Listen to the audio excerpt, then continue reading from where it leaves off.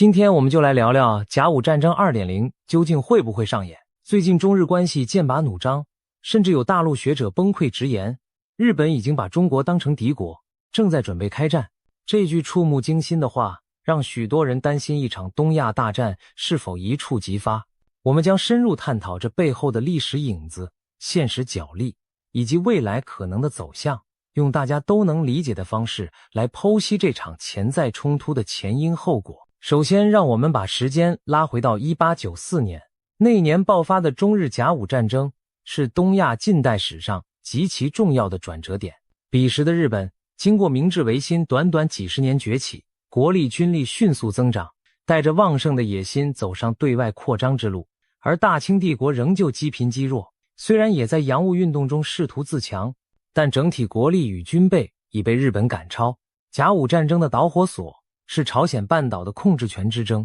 日本以保护朝鲜独立为名对清廷宣战。当时许多人或许还心存侥幸，认为大清号称东亚第一的北洋水师可以给日本当头棒喝，然而现实却残酷无情。同年黄海大东沟海战中，北洋舰队全军覆没，陆战方面清军节节败退。到了1895年春天，清政府被迫请和，签下丧权辱国的马关条约。中国不但赔偿白银2亿两，还割让了台湾及澎湖给日本。可以说，甲午战争让日本一战成名，彻底挤进列强行列，而中国则从此陷入百年国耻的悲痛记忆中。甲午之败让中国人痛彻心扉，成了几代人不堪回首的民族伤痕。日本在甲午战争胜利后志得意满，走上了帝国主义道路，后来又接连打赢日俄战争，侵占朝鲜半岛，最终更把战火蔓延至整个东亚。可以说，甲午战争敲响了东亚局势巨变的钟声，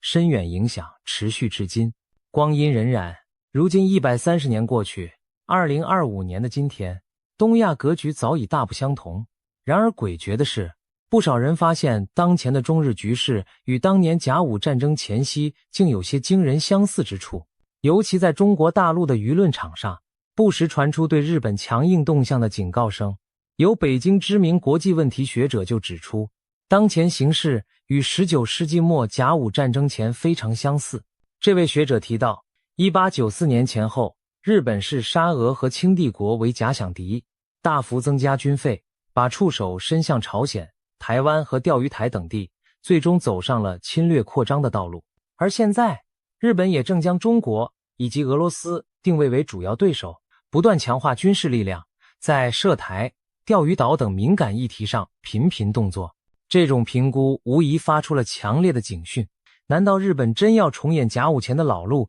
再次与中国正面冲突吗？说到这里，我们需要看看日本到底做了哪些让邻国感到如临大敌的举动。其实近年来，日本持续在为可能的对华冲突进行系统而实质性的军事准备，很多迹象绝非危言耸听，而是白纸黑字的政策调整和真枪实弹的部署。我们一项项来梳理。首先是军费开支和战略文件的大转向。长期以来，日本以和平宪法为基础，奉行专守防卫的原则，军事预算占 GDP 比例一直压得很低。然而近年，这一切发生改变。东京当局决定大幅增加国防预算，力争在未来几年内把军费提高到 GDP 的 2% 左右，约等于翻一番的节奏。这是自二战结束以来，日本军费最快的扩张速度。2022年底，岸田政府还公布了新版国家安全保障战略等3份安保文件，首次明确将中国称为前所未有的战略挑战，几乎直指中国是日本最主要的威胁。这等同于在官方战略定位上，日本已经公然把中国视作假想敌。要知道，过去日本政府在公开文件中对中国还多少顾忌用词，现在则毫不遮掩地点名中国，这在北京看来无疑是极不友好的信号。接下来，日本在导弹武器和军事部署上动作频频，也令中国严重关切。以前日本自卫队谨守防卫范围，缺乏对敌基地攻击能力，但现在不一样了。日本一方面斥资从美国购买战斧、远程巡航导弹，另一方面自行开发射程更远的各型飞弹，包括高速滑翔弹等高超音速武器。这意味着什么？意味着日本正在获得对他国本土纵深目标进行打击的反击能力。换句话说，他们不再满足于家门口的防御，而是准备把刀尖对准对手的心脏地带。最令中国敏感的是，日本把一系列导弹基地前推到离中国非常近的西南岛屿上，与那国岛距离台湾不到110公里，上面新建的中程地对空导弹基地已在2025年底部署到位。石垣岛早就架设了反舰导弹发射单元，宫古岛也新建了大型弹药库，堆满了各式弹药。这些西南诸岛一字排开，恰似一条从日本本土伸出的长链，牢牢卡在中国通往太平洋的门口。中国军事评论员形容，冲绳及其附属岛屿形成了一条锁喉之线，一旦台海有事，日本企图利用这3个岛屿组成封锁线，封住中国海军的出海通道。以前日本还多少掩饰，强调自己遵守专守防卫，不先发制人，可如今这等于是摆明车马把飞弹直接部署到中国家门口。对北京而言，这些动作无疑极具挑衅意味。除了硬件的增强，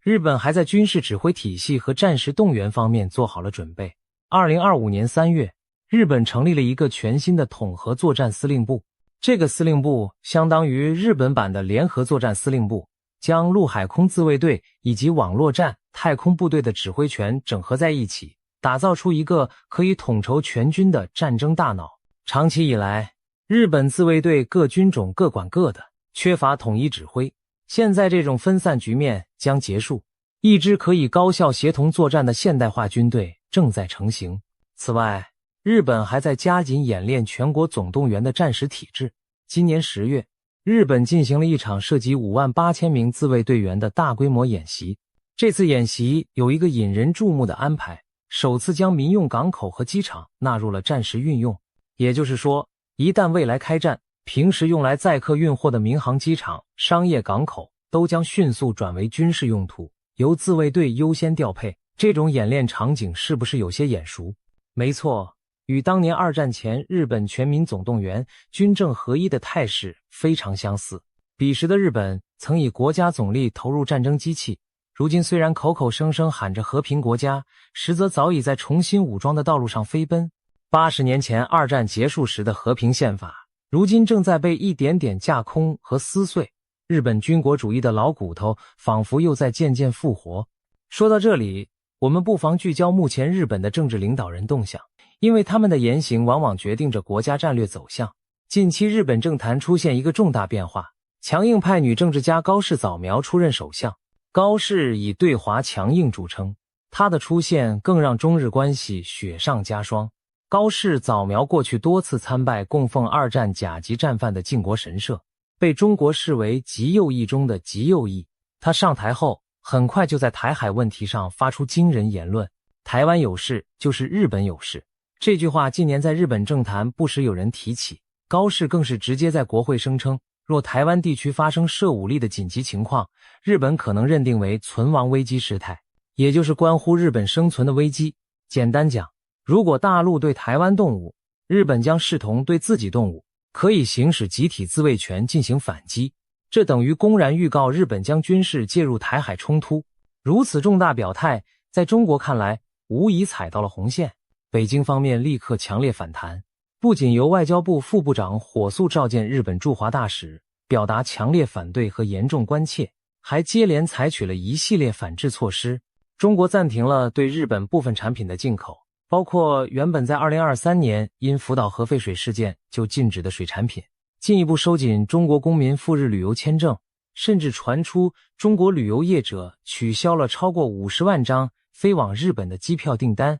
高市的言论直接让日本旅游业挨了一记闷棍。野村综合研究所预测，中国旅客锐减可能让日本一年损失约 2.2 万亿日元的观光收入，相当于 GDP 缩水 0.36%。日本股市也闻声下跌，一时间日本经济界人心惶惶。面对中国的强硬回击，高市早苗表面上稍作缓和，声称日本政府对台湾问题的基本立场不变，仍遵守过去中日联合声明的表述，不会改变。然而他所谓的2个不变只是口头敷衍，实际行动却完全相反。就在他嘴上说着不变的同时，日本政府在背地里将前述那些战争准备搞得如火如荼，军费一涨再涨，导弹基地疯狂建设，统合作战司令部成立演练。这种两面派的做法，中国方面其实早已看穿。高适在中日首脑于国际场合会晤前还收敛着一阵子，暂停参拜靖国神社，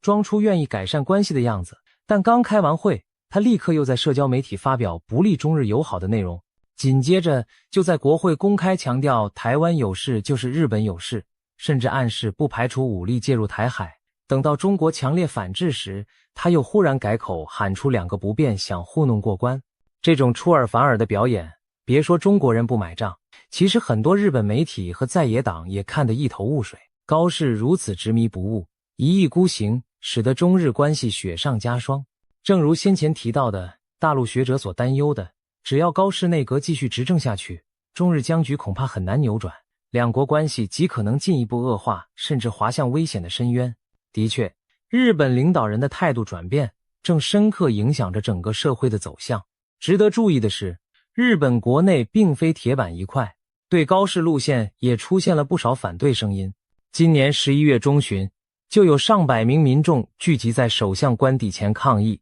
高喊高适下台，反战和平团体的标语旗帜在东京街头出现，一些资深政治人物也公开进言。前首相鸠山由继夫批评高适的对华姿态是在为扩军找借口，最终将把日本带入危险境地。前防相石破茂同样警告，高适言论只会激怒中国，进一步破坏中日关系。有识之士都明白，中日若交恶甚至兵戎相见，对日本绝对弊大于利。就连日本右派中的智者也开始担心，日本经济长期停滞，社会老龄化严重，内部问题一大堆，如今政府却砸巨资疯狂扩军备战，这简直是在往自己脖子上套绳索。一位日本知名学者甚至直言，日本现在一边是经济不振，百姓困苦，一边却烧钱造武器挑事端，把国家往战争深渊拖，这种自相矛盾的行为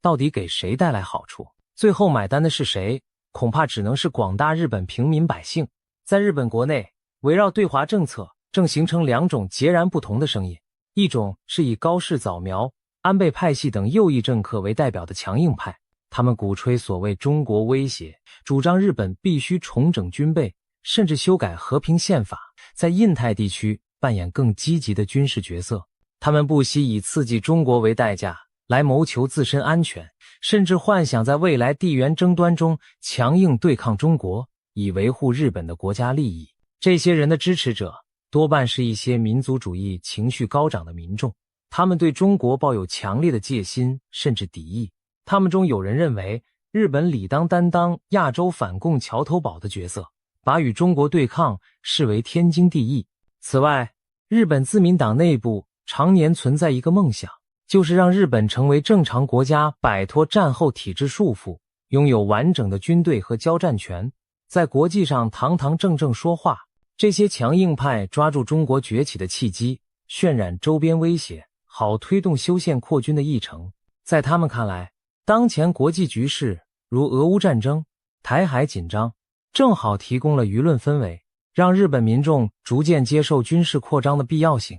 另一种声音则是理性务实派，包括部分学者、前政要和普通民众，他们对于与中国发生军事冲突持极度审慎甚至反对态度。典型代表之一就是最近引发关注的早稻田大学名誉教授池田清彦。池田教授是一位生物学家，但同时关注政治时事。他在社交平台上接连发文，对高市早苗政府的对华强硬发言提出严厉批评和警告。他直截了当地说，如果日本因高市的强硬言论与中国爆发冲突，日本将必败无疑。他的理由很简单，中日一旦开战，日本不仅军事上胜算渺茫，经济上更将遭受毁灭性打击。池田指出，中日如今经贸关系紧密，如果战争导致双方贸易中断，日本将陷入严重麻烦，而真打起来，以日本目前的综合实力，结果只有失败一途。这位教授苦口婆心地提醒日本政府，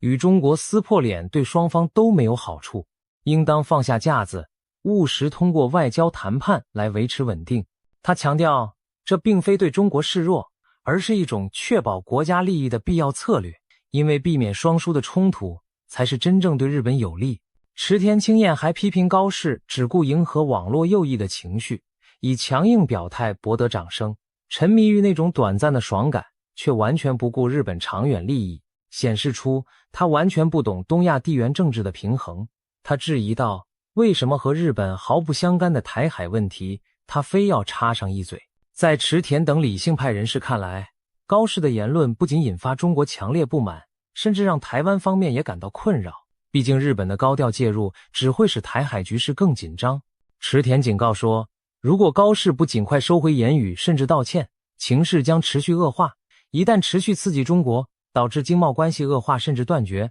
日本才是真正自找危险。此外，他也点出一个现象，日本一些右翼民众即使自己的经营生意因对华冲突受损，仍会在偏激情绪驱动下支持强硬政策，把一切问题都归咎于外国。这种舆论氛围最容易把国家推向战争，而历史上许多战争的爆发，正是因为类似的非理性情绪被政客利用，不断发酵所致。池田的声音在日本互联网中引起极大反响，一些人赞同他的观点，认为不应让民族主义冲昏头脑，但也有右翼人士对他冷嘲热讽，觉得他的言论太软弱。这种国内舆论的撕裂，其实正是日本走到十字路口的真实写照。究竟是继续军备扩张，走强硬抗中路线，还是冷静下来寻求缓和与中国的关系？日本社会仍在拉锯。分析了这些，我们不禁要问，日本为何如今如此积极地做战争准备，背后有何深层考量？事实上，日本此番转向强硬，背后存在多重因素，可以说是几种不安全感的交织。首先是对周边安全环境的焦虑。随着中国崛起为亚洲首屈一指的经济和军事强国，日本感受到前所未有的压力。冷战结束以后，日本一度以为周边形势相对稳定，自己可以专心发展经济。但最近10多年来，中国的国防开支年年增长，海空军活动频繁，让日本产生强烈的危机感。他们担心在东海、台海等问题上，中国可能采取强硬行动，而日本如果不提前备战，未来将无力自保。特别是钓鱼台列屿，日本称尖阁诸岛，争端上双方海警船时常在周边对峙，日本惴惴不安。再加上2022年爆发的俄乌战争，日本人从欧洲战场上看到，大国真的可能对邻国动武，安全局势说变就变。这种连锁反应传导到东亚，日本开始担心今日乌克兰，明日台湾，如果台海发生冲突，东亚局势也将大乱。日本朝野不少人相信，一旦台湾有事，下一步中国可能对琉球群岛乃至日本本土构成威胁。这种对外部威胁的焦虑，推动着日本赶紧给自己武装加码，以备不时之需。其次是对同盟保障的焦虑。日本虽然与美国有安保条约，美军在日本驻有大批兵力，看似有靠山，但日本高层其实一直担心以美护身是否可靠。尤其是最近几年，美国整体国力和国际威信相对下滑，而中国军力增强，美中竞争加剧。在这种情况下，日本害怕万一台海或东海生变，美国可能自身难保，或不愿为日本冒险。在2021年前后，甚至传出前美国总统川普曾私下表示过不愿意为日本防务付出过多代价的言论。川普有次谈及印太安全时，直接说出美国无法每次都替日本打仗。这样的话，他对盟国一向态度冷淡，嫌日本防务开支不够。虽然拜登政府上台后对盟友态度友好一些，但美国内部让盟友多承担责任的声音其实一直存在。日本因此觉得不能把鸡蛋全放在美国的篮子里，得提高自卫能力，哪怕未来某天美国支援不及时，日本也能独立撑一阵子。因此我们看到，日本在许多武器项目上选择加速自主研发，如下一代战机、国产导弹等，同时也谋求与其他国家加强安保合作，以减少对美依赖。例如，日本今年积极拉拢英国、澳大利亚、印度等国，组建四方安全对话 QUAD 等机制，还跟英国、意大利合作研制新一代战机，与澳洲缔结军队互访协定等。所有这些努力都是想把安全网织大织牢，避免未来只有美国这根绳子可抓。还有一层是日本自身历史心理和国内政治因素的驱动。我们不得不提，日本某些右翼政客心中一直存有一种复兴帝国荣光的执念。二战战败后，日本在盟军占领下被迫解除武装，很多军国主义遗绪受到清算。但随着战后几十年过去，那代亲历战败的人相继凋零，一些后备政客对当年教训反而淡忘。他们渴望让日本成为正常化的军事强国，在国际上重振威风。冷战时期有美苏对峙压着，日本不方便乱动。可冷战结束后，日本右翼思潮逐渐昂扬，他们逢机会就鼓吹修改和平宪法第9条，要把自卫队证明为国防军，甚至公开为二战翻案，美化侵略历史。这股思潮长期在自民党右翼存在。安倍晋三执政时其实就在干这事，他参拜靖国神社，修改教科书，美化战争历史，就是要重塑国民观感，减轻战犯羞耻。安倍还透过解释权扩大，让自卫队拥有部分集体自卫权，已经是半只脚踏出了旧框架。到了现在，高市早苗接棒，更是他们理念的延续。他不仅思想更右，在行动上也更大胆。所以可以说，日本部分政客主动选择了对华敌对姿态，来满足其意识形态和政治利益。对内，他们以中国威胁凝聚支持，转移民众对经济社会问题的不满；对外，他们借对抗来谋求修宪和军力突破的正当性。正如池田清彦教授批评的那样，这些人把复杂的外交问题沦为迎合民族主义的工具，短期内或许对其政权有利，但长期看非常危险。从以上几点可以看出，日本备战心切背后既有实际安全考量，也掺杂了相当的主观意识形态动机。当然，日本这种种动作在中国看来，无疑就是在针对中国做敌对准备。于是乎，北京方面近来也开始亮出更强硬的姿态来警示日本。最引发轰动的，莫过于中国引用联合国宪章中的敌国条款一事了。事情发生在2025年11月下旬，中国驻日大使馆突然在社群媒体上发文，提到联合国宪章第53条和第107条的所谓敌国条款。这些条款是二战刚结束时订立的，用来约束当时的轴心国德国、日本等，规定如果他们再次实施侵略，当年的同盟国中、美、英、法、苏有权不经联合国安理会许可就对其采取军事行动。简而言之，这条过时已久的条款等于说，一旦日本军国主义复活，破坏战后国际秩序，中国等战胜国可以直接对日动武，而不需国际授权。虽然敌国条款在国际社会早就是名存实亡的东西，联合国也多次表示过这些条款不适用于现代日本、德国，但中国此时重提，无疑是一种赤裸的法律威慑。北京等于在说，你日本若胆敢铤而走险，我有国际法依据对你不客气。这一举动在国际舆论上引发了轩然大波。日本政府当然是赶紧澄清，声称日本早已不适用敌国条款，强调战后日本一直走和平道路，不会再侵略他国等等。然而中国官方媒体对此议论纷纷，甚至有大陆评论员放言，条款虽旧，但至今仍然有效，中国真要用也用得上。如此剑拔弩张的隔空交锋，令许多人惊呼回到了冷战甚至战前时代的语境。那么大陆方面究竟会不会真的动用敌国条款来对付日本？毕竟真按这条款执行，就意味着撕破脸开战。有分析认为，这要看局势发展到什么地步。正常情况下，中国作为世界第2大经济体，不会轻易与排名第3的日本正面冲突，那将是两败俱伤的疯狂举动。但非常情况下，也不排除中国亮出最后手段。具体说来，至少有2大红线。第一，如果日本自卫队公然以武力方式介入台海，比如出兵驰援台湾或攻击解放军部队，对北京而言，这将等同于日本对中国再次发动侵略战争，也意味着日本蓄意改变战后国际秩序。这种情况一旦出现，中国大概率会毫不犹豫地祭出敌国条款，全力还击。可以预见，那时候解放军将对日本展开全面的火力覆盖，摧毁日本本土以及海外岛屿上所有的陆海空军事力量，特别是那些在琉球群岛的导弹基地、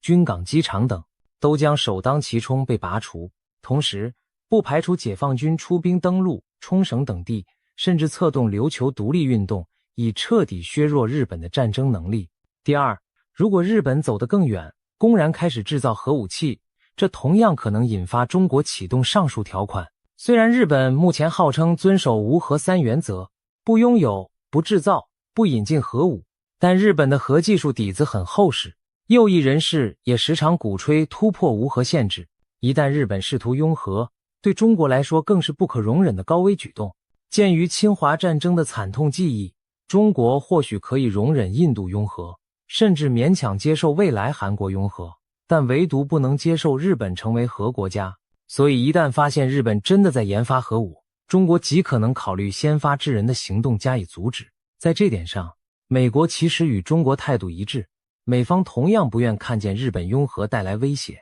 因此，如果日本军事野心胆敢踩到出兵干预台海或秘密发展核武这两条红线，那很可能引爆中日之间最严重的对抗。除了外交警告和法律依据上的敲打，中国也在增加实际军事威慑来震慑日本。今年以来，解放军的活动范围越来越逼近日本周边。中国海军舰队与俄罗斯海军数次举行联合演习，编队绕行日本列岛，穿越金青海峡、宗谷海峡等日本近海航道，让日本自卫队疲于跟监。中国空军的战机、轰炸机也加大在西太平洋训练频率，时常经宫古海峡出第一岛链，在日本周边空域飞行。日本航空自卫队每年因应中国军机的紧急升空次数已创历史新高，特别是在台海局势紧张时，中方不吝展示强硬态势。今年解放军多次在台湾周边实弹演习，其中8月还出动了山东号航母编队，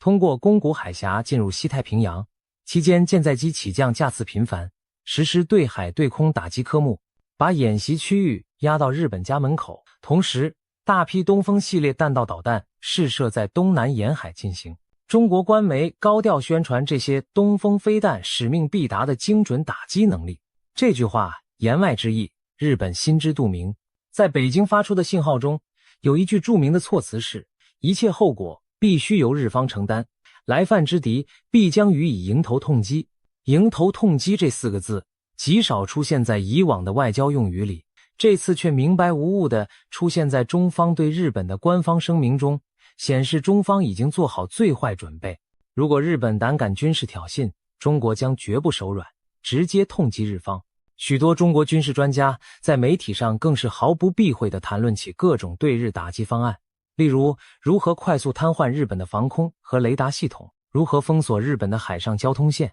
如何打击日本本土的重要军事目标等等。一些大陆网络节目甚至列举数据，强调中国火箭军拥有上千枚中程弹道导弹和巡航导弹，可以覆盖日本列岛全境，而日本缺乏有效的反导拦截手段。一旦战争爆发，东京、大阪这样的人口稠密都市都将暴露在导弹威胁之下。可见中日双方现在几乎有点进入全面备战的状态。中国在演练如何攻，日本在演练如何防，双方都绷紧了神经。那么，如果最不愿见到的中日军事冲突真的发生，局势将如何演变？这绝不是当年的甲午战争那样仅限于两国间的局部较量，而极有可能演变成牵动全球的重大危机。首先可以预料的是，一旦中日开战，美国几乎不可能袖手旁观。根据日美安保条约，日本领土受攻击时，美国有义务协防，尤其是如果战事因台海问题而起，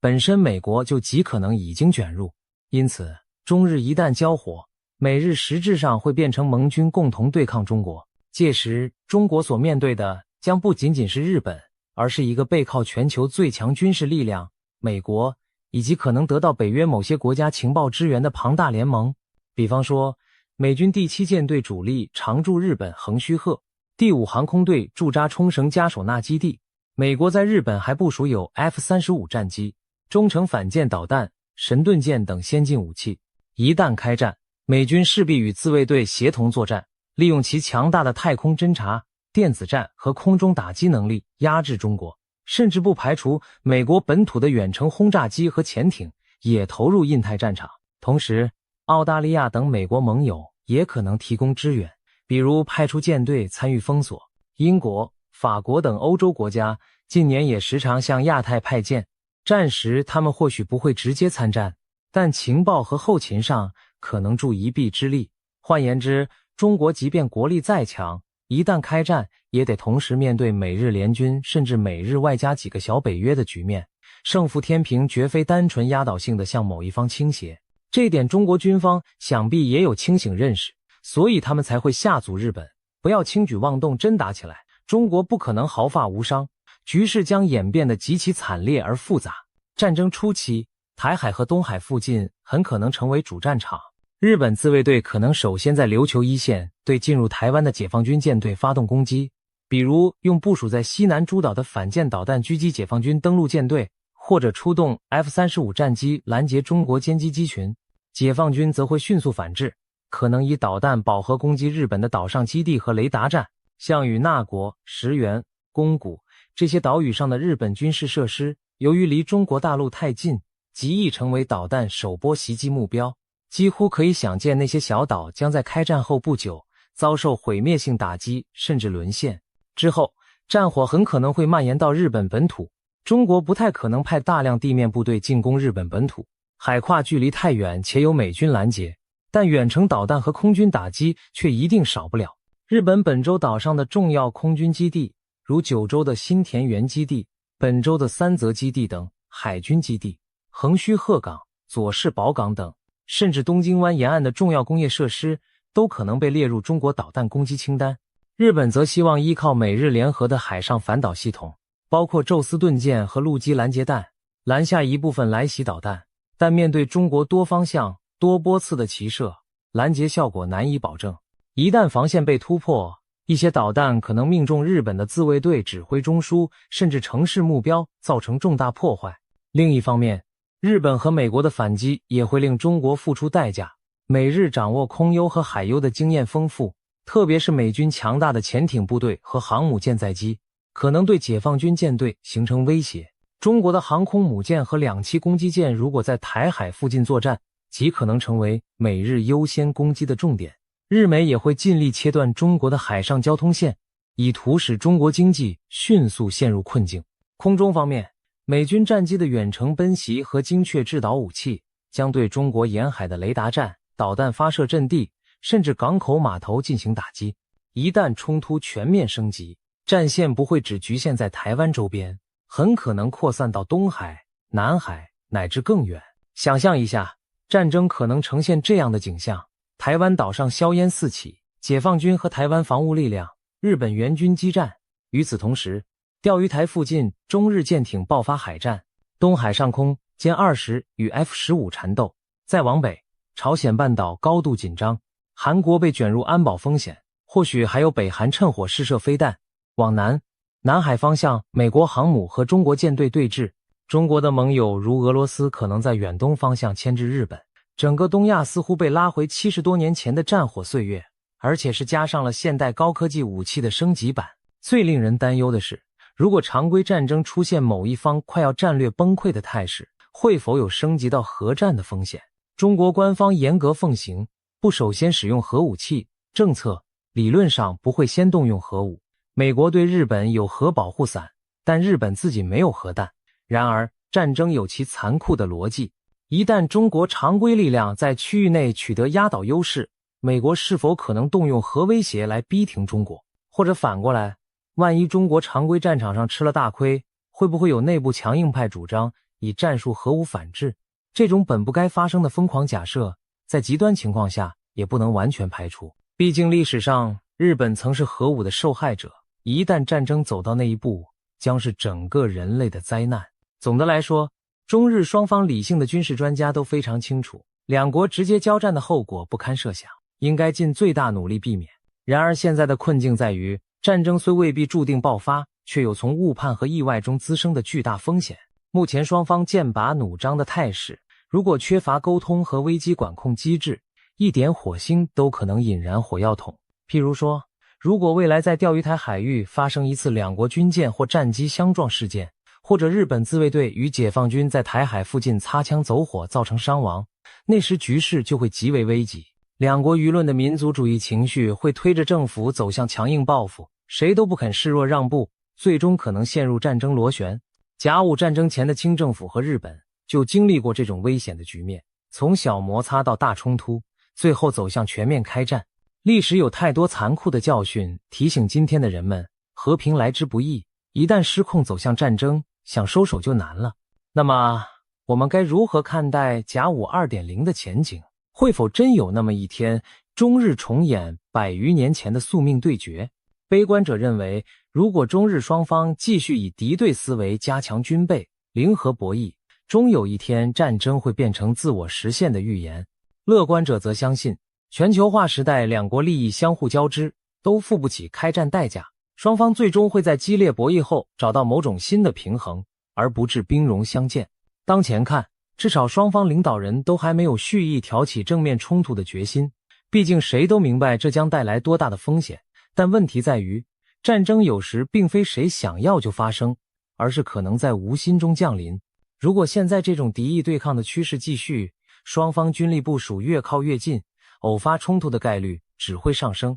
虽然中日之间有一些沟通渠道，比如每年定期的防务部门磋商、海空联络机制等，但在高压态势下，这些沟通能否及时化解误判，没有人敢打包票。回望历史，甲午战争的悲剧在于清政府积弱不振，而日本穷兵黩武，双方实力极度失衡，才有了一面倒的结果。而现在，中国已是今非昔比的东方巨龙，日本也不是当年那个初生之犊的小国，双方实力对比与当年恰好相反。中国 GDP 是日本的数倍，军力全面超越日本单独实力，但日本有美国和盟友撑腰，也不可小觑。可以说，如果真有甲午 2.0， 那将远比130年前的第一次更惨烈、更漫长，也更具不可测性。或许双方都会引火烧身，整个东亚乃至世界经济都将遭殃多年，没有真正意义上的赢家。正因如此，能否避免战争、管控分歧，将考验中日两国领导人的智慧和决断力。历史的教科书上，甲午战争是中国近代国运由盛转衰的拐点，也是日本飞速崛起的踏脚石。然而今天的世界早已不同，以战争谋发展的老路在核武时代行不通，扩军对抗只会陷入安全两难。中国常说以史为鉴，可以知兴替。对日本而言，也应该汲取历史教训，不要让军国主义的幽灵再度附体，误判形势，把国家带上危险的不归路。否则，真到了战火燎原之时，再追悔就太迟了。在这紧张的局势下，我们也应看到一丝希望。毕竟中日两国地理相邻，经济联系紧密，人民之间也有不少友好交流。两国历史上的恩怨虽深，但也并非没有和解合作的可能。两国理性务实的人士需要更多发声，去影响决策，给紧绷的关系降温。或许在不久的将来，中日还是有机会透过外交谈判达成某种新平衡。比如，日本在台海问题上谨言慎行，不轻易刺激中国，中国则在东海问题上保持克制，不让局势失控。双方恢复高层对话，在经贸和环境等领域寻求新的合作突破口，这样或许能逐步重建互信，让东亚重新回到和平发展的正轨。总而言之，甲午 2.0 要开打，目前还不是板上钉钉的宿命，但警钟已经敲响。在2025年这个特殊的年份，100年前的阴影似乎在东海上空若隐若现。我们今日探讨这个话题，正是希望更多人正视危机，汲取历史教训。和平不是天上掉下来的，必须靠各方理性克制去维护。一旦对抗的列车失控飞驰，结局只会是脱轨毁灭。愿中日两国领导人和人民都能记住甲午战争给亚洲带来的深重灾难，在最后关头拉回理智，远离战争的深渊。历史不应重演那一夜血泪，我们这一代人承担着让悲剧不再重来的责任。未来究竟是重蹈100年前的覆辙，还是开创和平共处的新篇章，就看人们如何抉择。我们祈愿理性终能战胜狂热，外交对话能够代替炮火，中日两国和整个亚洲都能免于战争浩劫。希望多年以后回头看，今天的危机不过是一场虚惊，而甲午 2.0 永远只是一个假设的名词，而非现实的悲剧。和平需要你我共同守护，让我们以史为鉴，避免历史悲剧重演，这才是对逝去先烈和无辜平民最好的告慰，也是对未来子孙最大的负责。战争或和平的抉择权终究在我们自己手中，让理性之光照亮前路，别再让东亚陷入无边黑暗。愿此刻精魂能换来未来的长久安宁，平和的阳光理当持久照耀在中日两国的上空。